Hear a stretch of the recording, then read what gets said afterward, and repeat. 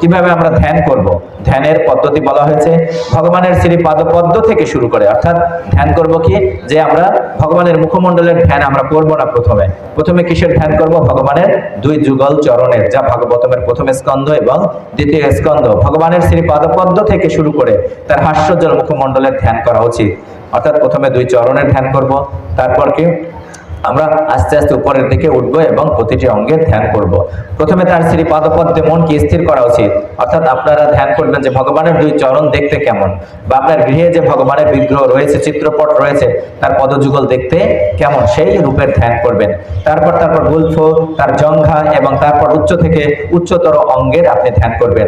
তারপর ভগবানের হস্তে যে সমস্ত কি অলংকার রয়েছে সেই অলংকারের ধ্যান করবেন। যে সমস্ত অস্ত্র রয়েছে সেই অস্ত্রের, দিব্য অস্ত্রের আপনি ধ্যান করবেন।